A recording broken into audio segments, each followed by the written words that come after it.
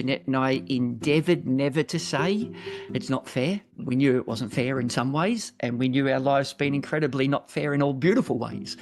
So we endeavoured to try not to say that phrase to each other or to Sam. It is what it was, and now the step was how we make the most of that experience, or how we support Sam through that journey.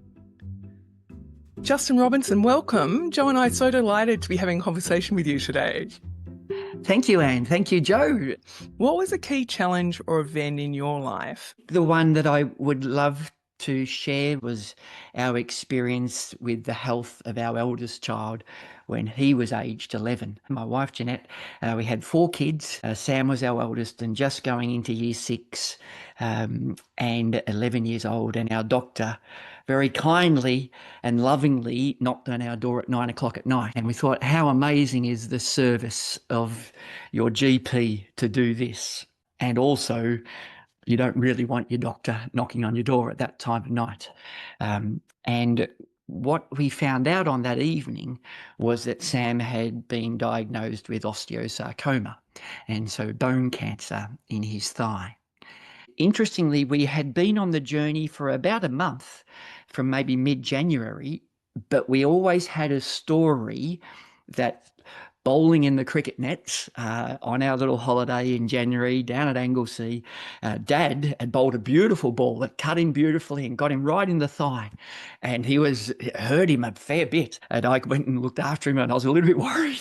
And then I told him to harden up and don't be so soft. That night, Sam came into our room in the middle of the night and said, Dad, the leg's still pretty sore. And the next day and a few days later, and we could feel the bruise and the lump. 3 or 4 days later, we said, well, we better go and see a GP. We went and saw firstly a GP while we were on holidays and explained the story. And they said, you can get a calcification, a bit of a build up there, and that's, you can rub that out. And then we saw another GP and they said, well, some hydroid cream will help, and you could rub that in for a week. And if no progress, then come back and see us. And so I'm rubbing it in each night into this bruise, what I thought, lump in Sam's leg. I think it's getting a little bit smaller because you're kind of wanting it to. I think it's getting better. But then by the end of the week, we thought, I don't actually know if it's any better. And so we went and saw our own GP and said, again, this was a story, but we've now done a few steps. And so suddenly the GP said, well, you better go and get a scan. And so that scan happened that afternoon. And then that evening was when the GP came around and told us that actually it wasn't just a bruise, that it was a tumour. And in the end, not that Sam and I talked too much about this, it was glad that I bowled him such a good ball and we had a little lump there, because with an osteosarcoma, it's quite common not to notice the growing tumour. And so that became the start of our journey for our entire family, Sam and his 3 younger siblings, for Jeanette and I, in managing, supporting, caring for Sam in what I'm grateful to say is a very uplifting story, the very positive end, but through the next 12 months of Sam's journey. Justin, I really want to take you back to the day that you bowled that ball to Sam and find out how you were feeling about accidentally hurting Sam in that way. Flip through to when you found out he had the cancer in his hip. Tell us about how you felt and what you were feeling through each of those processes, and also to get that news at 9 o'clock at night from your GP. Regarding the initial one, it wasn't the first time I'd hit Sam. And for me, that was, and I'm not saying I'm proud of it or anything, but I think that was part of Phil. Dad could kind of bowl quick enough to scare his son a little bit, and then the next child. And now they all bowl quicker than me, and now they scare me in the cricket nets. And I put on the helmet and I put on everything, and they get a bit excited when they bounce me a little bit. So that, of course, it was okay. I wasn't too worried about a bruise. And that part of growing up, interestingly, Anne, the evening that our doctor, Ian, came around was actually, so ironically, the very night that I had gone to a football coach's evening, because I'd put my hand up to coach Sam's football team for the first time ever. What ended that Sam never played a game of football again. And so I was actually out And we were in the middle of this meeting, and Jeanette called my phone and called it a couple of times. I asked her to step out of the meeting and call Jeanette, and Jeanette said, "Ian's come around, he's here. You need to come home straight away." Just even saying that, because no one's actually asked me kind of that question of that, it has a visceral reaction. That drive home, it was only maybe a 15-minute drive, but it was a 15-minute drive going, this isn't going to be good. And then Sam was in bed because, as I said, it was about 9 o'clock. Ian suggested it was probably worth waking Sam after he had spoken to us for 15 or 20 minutes. Again, so supportively and caringly. And Sam then came downstairs, and Sam listened for a bit. And then we said goodbye to Ian, and we sat with Sam for a while. And then just lying and holding Jeanette in our bed, didn't sleep much that night. Ian had fortunately done such an amazing job of, and partly the reason it was 9 o'clock, not 5 o'clock or 6 o'clock, in already having our first appointment at the Royal Children's Hospital that next morning at 8:30. So he had originally then gone to his close colleague, who was an orthopaedic surgeon in Geelong. The Geelong orthopaedic surgeon then rang a Melbourne orthopaedic surgeon. There wasn't a great deal of time. We had to get through that night and had to support Sam getting through that night. And then we're off together in the morning, and who's looking after the other 3 kids. Grateful that at least we were chatting to people, finding out more and what would be the next steps and so on. And asking that question really brought it back to that very night, and it was very distressing. Yeah. As a parent, to hear that news must have just been a place that you just didn't want to go. So on one hand, you were grappling with your own feelings, and on the other hand, you were supporting Jeanette and then their father role with Sam. Did you find you compartmentalised some of that? Did you put yourself on hold? How was that?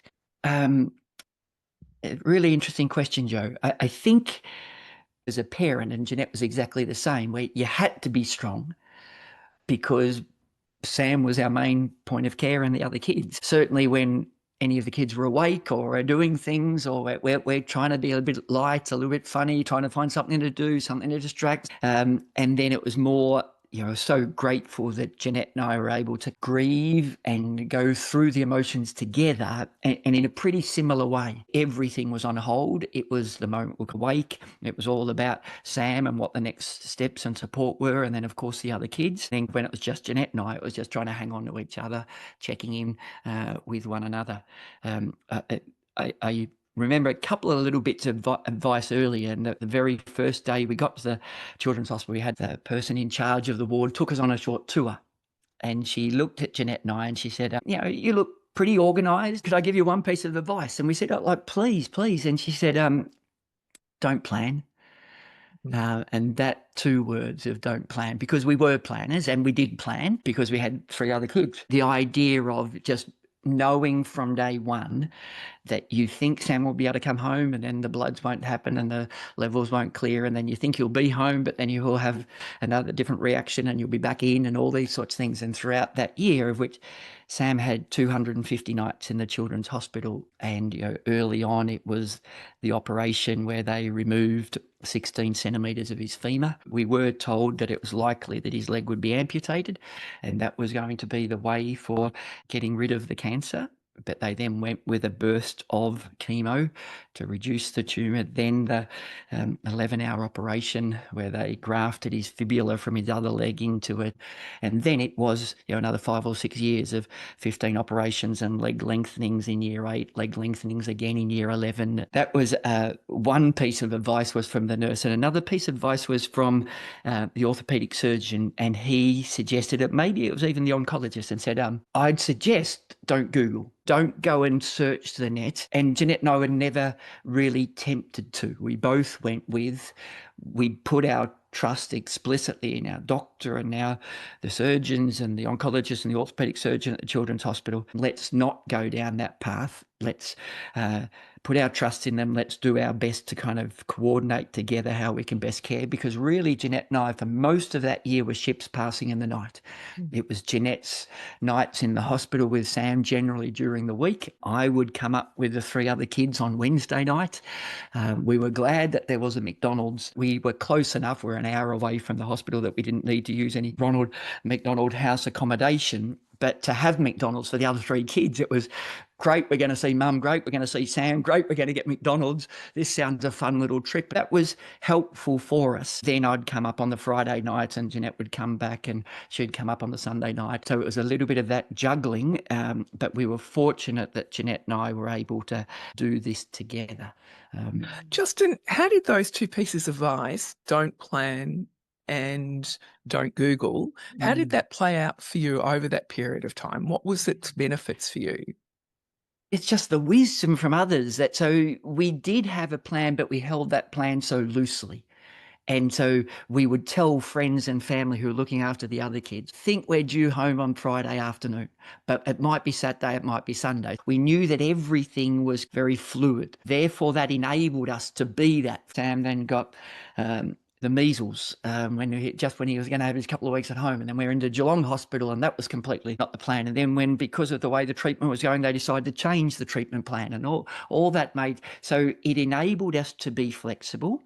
And then the second one, the advice, Anne, regarding the Googling was, we genuinely just never went there. I'm not saying it's right for everyone, because someone would have another story where Googling, they found another treatment and that really helped. But for us, we're very conscious of the importance of relationships or nutrition and exercise and mindfulness. And it was a field that I was passionate about, well-being. I still read enjoyable books about gratitude. I remember reading Positivity by Barbara Fredrickson and the Power of Positive Emotions. And I read that book in hospital with a highlighter with Sam really struggling, but I was still able to think of things I was grateful for.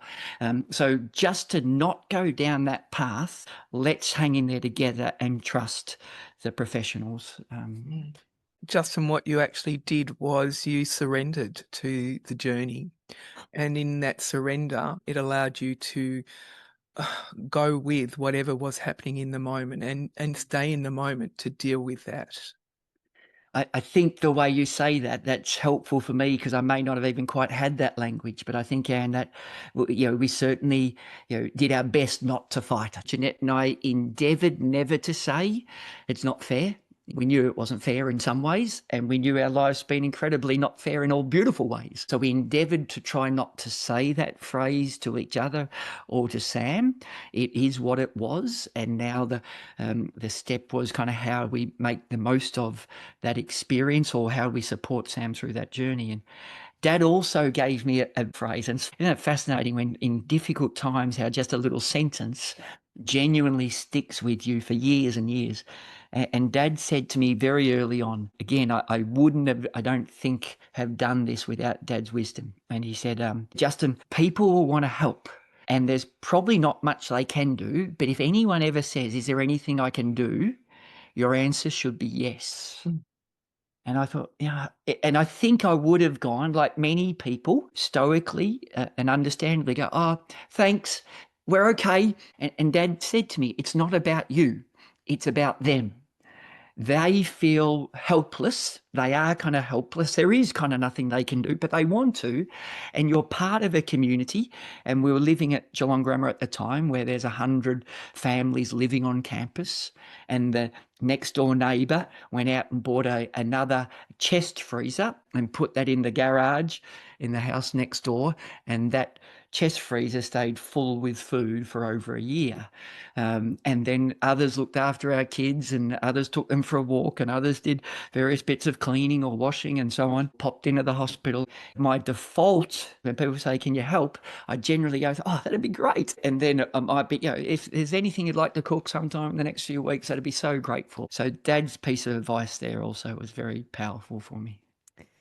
Justin, so I can imagine if you hadn't sort of taken on board those three pieces of advice, certainly around not planning. The first one, without the surrender, may have been difficult. The next one, always accepting people's offer for help. If you hadn't had those three pieces of wisdom, that journey may have looked different for you and Jeanette and Sam and the kids. Yeah.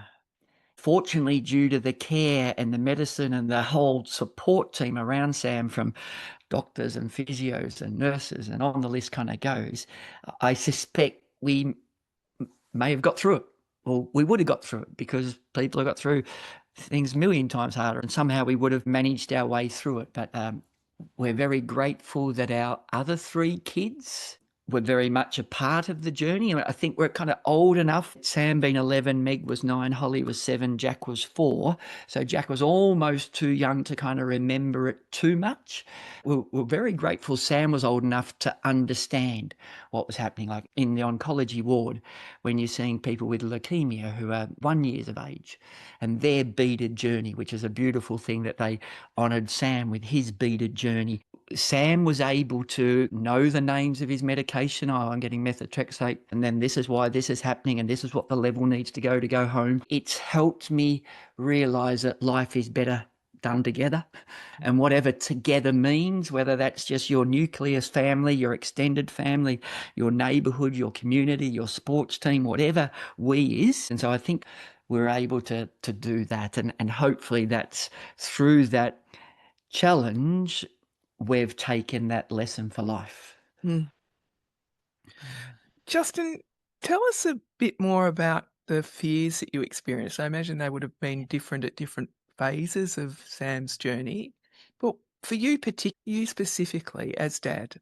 I think the first one I'd go with, certainly the fear was Sam won't be with us in a year's time. We've only got a few months, and couldn't even picture or imagine that. And still kind of say the 4 most special days of my life are the 4 days the kids were born, and those beautiful special days, and so much admiration and in awe of Jeanette. Both Jeanette and I came from families with 4 kids. We got married and were able to have 4 kids. We're so blessed. This was, and I remember doing the drive, the hour or so drive to the hospital, music was incredibly helpful. I had my own little playlist of different things, and the tears would just be rolling down the eyes. There was that fear, and then wherever possible, Jeanette and I didn't try to let ourselves ever go there. We never really discussed it in itself. Cancer rates in young children are quite optimistic, but your mind goes to catastrophise and gosh, so what's the worst case scenario? So there's a little bit of that, of course, as a parent, as a dad. Also, Sam won't play sport, and Sam loves sport, and I love sport, and I was going to coach him. And again, the story is that he is able to play certainly aspects of sport and loves his sport still, and plays not too much competitive sport. But again, it was relatively easy to still think of all that he had, all the opportunities. So I get the work on gratitude and Kerry House. I get that gratitude is a choice, and we could have looked at what we had lost, and we had lost, and Sam particularly had lost. And there was still so much that he had, and so many possibilities and curiosities, and so many opportunities still in his life. And we had in many ways gained through love, the love of a community, gained through crying and sharing with family members and extended families, and that support.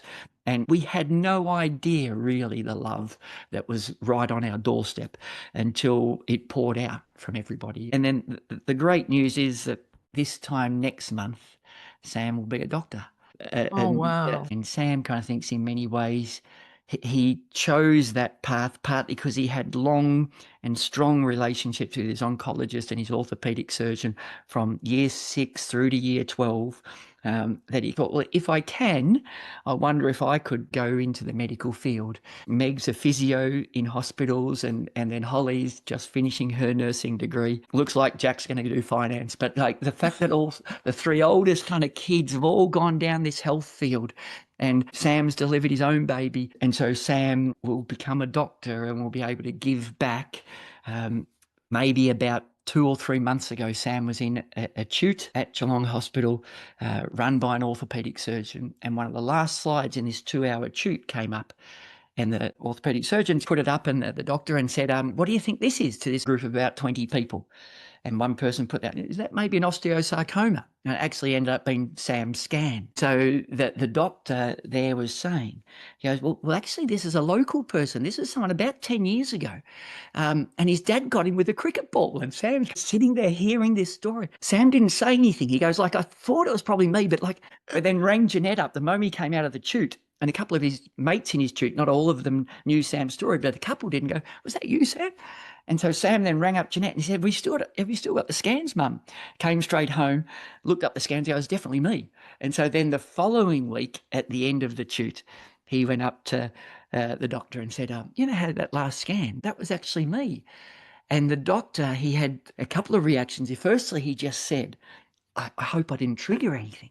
And Sam said, no, fine. It was, it was amazing to see that. And secondly, he then said to Sam, he goes, "You made my day. You've made my week." I've been telling that story for 10 years. And it was fascinating. And we only became aware of this a month ago. This was this person that we never knew, and he never knew us. This was our GP's close friend, who was the orthopaedic surgeon in Geelong, that when he got the scan results at 5 or 6 o'clock at night, tried to ring his friend, who was far more specialised at reading the scan. So this orthopaedic surgeon in Geelong was genuine throughout Sam's journey, but as a person we never even knew. And the GP, as a close mate, kept him up to date. This is now the operation they've done. This is how he's going. So he never knew Sam. We never knew his name. How come we didn't know that name? But we always dealt with the orthopaedic surgeons in Melbourne. So for Sam to have that little part just literally a month ago was also a little bit of, not necessarily closure, but just another kind of piece in the puzzle of the care and the love that he was supported with. Justin, it sounds to me as though you, Jeanette, and the family didn't give fear any space for that journey, that Yeah. you chose very consciously to say, yes, we could, even from that point of not going to Google or not planning, you just not allow it in the door. How did you manage to do that with such poise as you're sounding today? Yeah. And it is 11 years ago or so, or it's now, 14 years ago. Yeah. I think there is some truth in that, Anne, and I think I could give you a different story, because it's certainly, there are times I've been more fearful going for a job application, and then I got very nervous. So to some extent, the extended community didn't allow us to go to fear. I remember the principal at Geelong Grammar School at the time came around to my home, maybe during Sam's first week in the hospital where I was back at school. And I remember, being surprised and just bursting into tears with him. And he was a very strong leader, and probably not a leader I thought I was going to cry with. But it was very helpful, and it was his sensitivity that just allowed me to cry as he chatted about things. And I went for a moment to think worst case scenarios and the family and how's it all even make sense. But I think that there was clearly the fear of the worst case scenario. And I don't know if it's because of our kids that we didn't go there, because mum and dad didn't let us go there, because the community kept telling us they've got us, the belief of the experts. So I think somehow, and I would certainly put it not down to anything like an individual strength, but a community strength that maybe helped us ensure fear stayed fairly distant. I find it really interesting that you've picked up on that ability to not give fear space was based on the loving care and support, not just of your family, but the whole community. On reflection, Justin, take us to the point of how important that was for you. Yeah, and it makes me think I've been more scared of a job interview. And that has had genuine fear, where the physiological reaction and my legs shaking and my voice goes. Maybe that's partly because I haven't told many people about that, because you don't tell people you're going for a job and you're hoping. And I believe partly fear and nerves and anxiety partly comes because you care. I couldn't have cared more about Sam and our family, but it didn't come then. But I cared about that job, and I kind of wanted it so much, and the fear came. So I think there's even an awareness piece for me, Anne, about the community taking that fear. And I think they did fear for us. Maybe it was shared by others. They were holding some of that fear. And then Sam ended up giving the weekly little email, and that would go to his classmates and the class at school, some of his cousins, and Sam quite enjoyed writing it. A group of his mates then did the footy tipping competition, and that's the way that stayed in touch with his mates, and mates would pop in and see him when they could.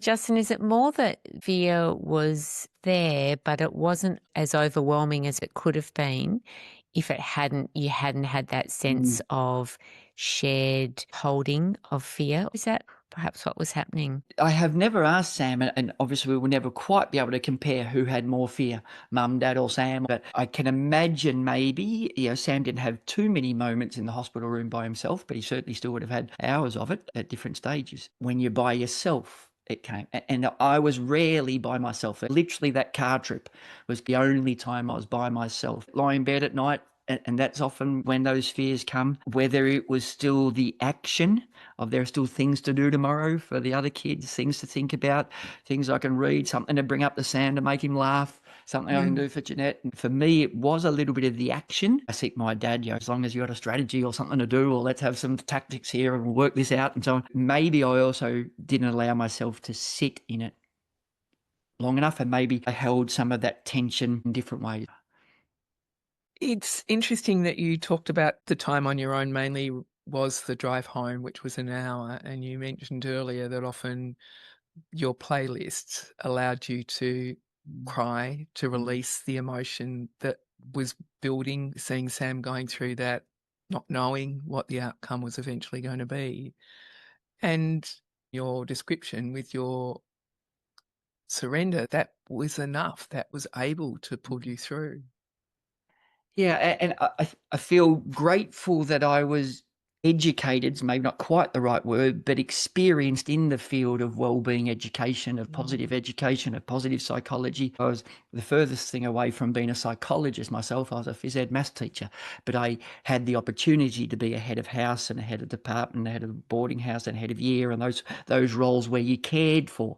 And I often felt a little bit guilty that I was kind of learning how to be a parent on other kids' parents as I was still in my late 20s in those head of house roles and supporting parents and young people. And many of them were going through very challenging things. This will sound horrible, but in some ways I'd come home at the start of a year, and on the second day or the fourth day or the second week, I'd say to Jeanette, "Oh, this boy cried today." And I was glad, because suddenly I then had an opportunity to have a little connection with that person. Of course, I wish in some ways that child never had that adversity. I get parents saying, "I don't want my kids to cry or to be upset or to be hurt." But we do know, and I knew it before this experience, that our kids will hurt, will cry, and will grow through that. And partly the little way I've shared the story of Sam, I didn't share the story of Sam at all for 10 years. It's now because I do speak in schools, predominantly to teachers and school leaders and so on. Occasionally a story comes up, or I have a couple of little slides on it, and I've got a little slide of Sam playing in the sandpit, age 1 or 2. Then I've got a little slide of Sam at prep. The story then comes from mid-year 1. So Sam's been at school for 18 months.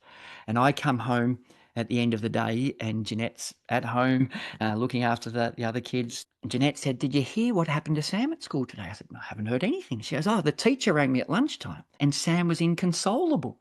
He was just sobbing and sobbing." And I said, "What happened? What happened to him?" And Jeanette said, "He forgot his library book." Here am I at the school running the resilience program and the wellbeing program, and my little kid in year 1, my oldest kid, inconsolable because he forgot a library book. I thought, wow, we've got such a soft kid. I need to get him in the cricket net. But I then said to Jeanette, well, I suppose he'd never forgotten his library book before. He'd never forgotten his sports uniform. It was just because it was our first kid and Jeanette was all over it. But the teacher said to Sam, "It's okay. You can still borrow a book and you just bring it in tomorrow." I said, "Well, maybe next week I'll take the book back out again. I'll just pack one runner, give him some adversity." And then fortunately, far wiser people than me said, "Justin, you don't actually need to create adversity for your children."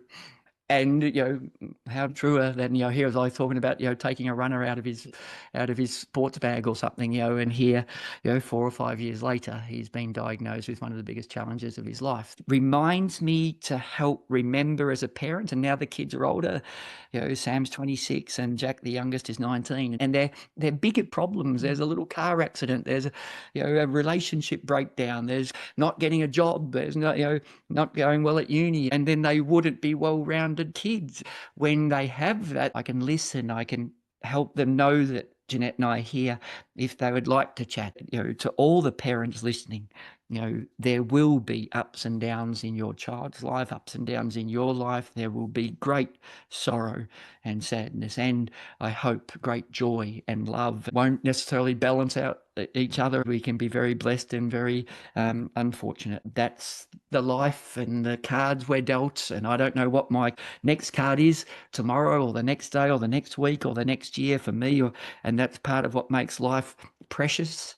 And so to lean into and to try to keep fear as far back, but allow yourself to be loved and cared for, and try to do that together. Hopefully it helps all parents that, many who are going through, far greater things than our family experienced.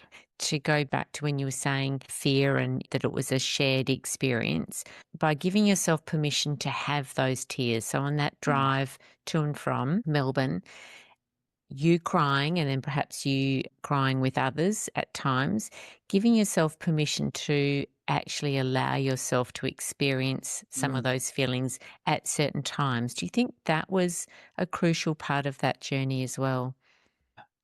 Really interesting, Joe, that my main reaction to that question is I don't know if I ever gave myself permission. The reason I say that, I still genuinely wish I cried more. I still cry at an emotional movie, maybe not even that much, but there are many still sadness and challenges, but I genuinely don't cry that much. And I think I'm giving myself the permission to. It's not that I'm embarrassed or I'm ashamed, just the tears don't come. When you said it, but will give yourself the permission to cry, like, I'm giving it. I'm giving the permission, cry. You stone-hearted person, cry. Yeah, what are you doing? It doesn't necessarily come, and I don't know why or how. And so I suspect for some listeners that the permission is the issue. I've got to appear strong. I completely get that. For me, interestingly, I think it wasn't even quite the permission. It was sometimes I just didn't even know how to let go, or maybe without even me having the consciousness, I was too scared about what it was going to look like or how to come back. I am still a person who would like to cry more. Perhaps if you could have had a chat to yourself back then, what would you have said about that in those moments where a bit of permission might have helped? I think I would say I'm glad I'm expressing myself. I'm glad I'm letting it out. And Anna used that term, like the letting out. And it did feel a release. And maybe that's why I hadn't understood until you helped me in a podcast. I don't know how much you're charging me for this, but it's helpful. Thank you. But that letting out the emotions, and the reason I'm saying I'd like to cry more is because I do hold too much in, and I'm still trying to be brave and strong, and I'm saying, well, I want to let it out because I'm very happy to be vulnerable. I try to keep encouraging myself. It's good to express. It's good to have emotions, and if they can come out more regularly, they maybe don't come out as such a spurt at one time. One of our children, I won't mention which one, says that she lives pretty close to the water. And that's her way of saying that she quite readily expresses herself. And that's a beautiful quality. And for us to help people feel very comfortable expressing those emotions and letting them flow through us. Given that you had such strong wisdom that was guiding you and such strong relationship and support and love from community, in hindsight, if you happen to go through a similar experience, would there be anything else that you would add to that wisdom and support and love, other than perhaps a little bit more permission to let it all out? Yeah. It's a fascinating question because, of course, there will be more challenges ahead. And again, we don't know the depth or the breadth or what they'll look like and what shape they'll form. And I very much like the phrase that resilience is not a destination, it's a journey. And to some extent, friends and family would say that our family was quite resilient through that time. And I would say we as the community were quite resilient through that time, and you enabled us. And hopefully, yes, through some of our strengths and some of our sense of connection and courage, we also contributed to it. But I'm sure there can still be something that can completely knock me off my feet. And sometimes people can cope more with a physical challenge. I really like physical challenges. I love that the word change, the letters of the word change is in the word challenge. I think you do change through challenge. I think Sam will be an empathic doctor and has changed through what he's grown through. And I love that we grew through that experience. Long distance running and triathlons I like. So that I kind of lean into, whether it's the financial or the emotional or the toil and the toll on various aspects related to friendships and family can really require strength. I don't know if I'd say they were necessarily related to fear, but they were certainly related to sadness, struggle and shame and guilt. And probably come back, Joe, to your word, the permission, to give myself the permission to be fully present through whatever experiences, try to be the person I'd most like to be, care and respond to people and support people the way I can, and so on. So, yeah, good question.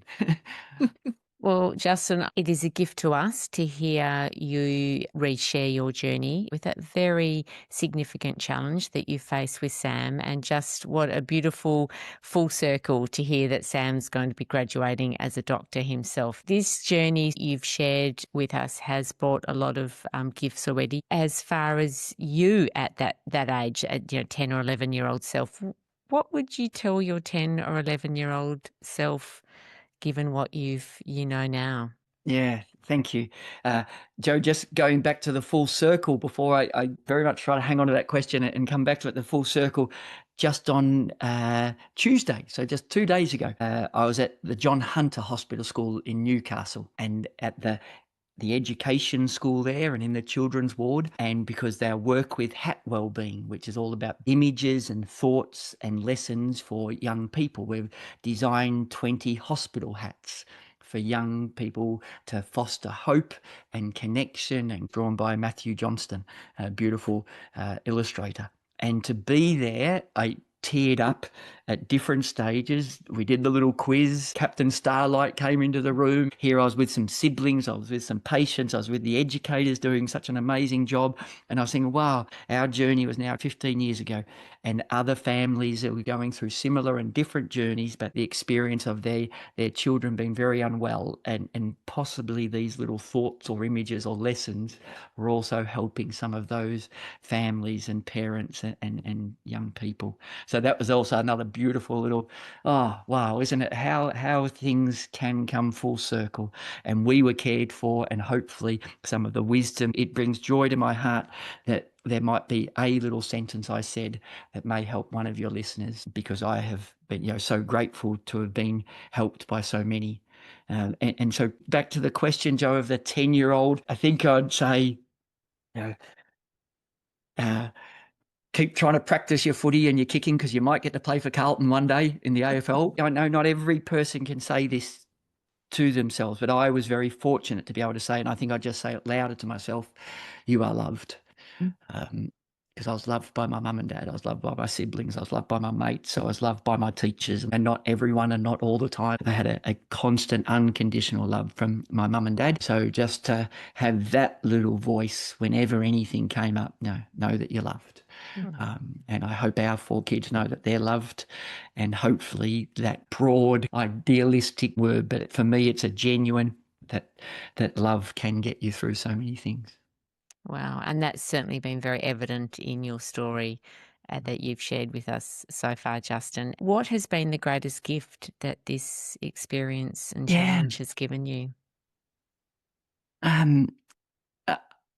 I've got a closer relationship with Sam because of just that experience. And funnily enough, as I caught the plane to Newcastle knowing I was going to the John Hunter Hospital School, I opened the iPad and pulled out one of the games on the iPad, Traffic Rush, for anyone who's listening. And I don't play the cars, I play the train Traffic Rush. But Sam and I played that for hours in hospital and competitions, and we had the leaderboard. Sam in some ways stayed young for longer because of all his experiences. His beaded journey was taller than himself by the time he left. And this is a nurse coming around every second or third day, and what a beautiful way to honour a young kid's struggle and challenge, and say, so what's happened since I've last seen you? And say, oh, another finger prick, okay, another blood transfusion, this time I had an opera, the opera, that's a really gold bead. And there's a whole system to what every bead corresponds to, and that full beaded journey, Sam still got somewhere in the back of a cupboard and knows that journey. And Jeanette and I live that journey with Sam. The 4 kids have just spent the weekend together. So I think through that adversity, our family is a closer, tight-knit unit. And of course, I'm incredibly blessed for that. So I think that would be the greatest gift. That's beautiful, Justin. And so to wrap up, what 3 tips would you have for others going through a similar journey? Maybe just go back, the ones that stick in my mind. Don't prepare, whilst of course you have to prepare, but go with the flow, surrender or be flexible. And the idea then of Dad's one of let people help, I think is, a great tip if possible. Doing some work with the Brotherhood of St. Lawrence, and one of the questions they ask on a survey to some of the, not necessarily young people, some of the adults that they help, one of the questions is, if you had a fridge to move, would you have someone who could help you? And sadly, I understand that maybe more than half of the people they support say no to that question. And that just breaks my heart. I feel how lucky that I could ask some of our kids, I could ask a mate, I could ask a next door neighbour. I can't lift a fridge by yourself. That's a beautiful question, because you just cannot do that by yourself. And for many of those people who say no, probably also don't have the funds to be able to, hire someone. And that idea of let others help you. I know not everyone has that opportunity, but if you can allow people to help you, I love helping people. Well, if people didn't let me help them, then I can't help them. I need to also let them help me. So let others help. And then the don't Google one is, where possible, lean into trust. Trust that people are doing their best. They won't always necessarily get it right. They won't necessarily always know, but they had nothing but Sam's best interest and our best interest in mind. And we're grateful for that. And we're just able to lean into trust that. Oh, Justin, thank you so much for sharing that journey and that experience with us and our listeners. It really has been a gift to be giving others, whether it's something similar or not. It's certainly you've really shared with us a lot of your wisdom and experience. It's been an absolute pleasure having you, and we really appreciate your time. Thank you so much, Justin. Thank you, Joe. Thank you, Anne. Thanks for holding me safely and compassionately. And yes, I'm a bit wrung out. Very much love and best wishes to the two of you and to all listeners, and best wishes. Okay, that's our episode for today of What's Fear Got to Do with It. Thanks so much for your company. We hope you found it insightful and it left you with some helpful tips from our guests and some great points for you to reflect on. Don't forget to subscribe to us on Substack or follow us on your favourite platform and leave a review. We'd love to know your thoughts. Maybe you'd like to be a guest, or you know someone who you would like to hear their story. Reach out to us on Insta at whatsfear_podcast or email us at info@whatsfear.com. All the guests' show notes are below. And until next time, from Joe and I, take care, stay curious and keep the conversation going.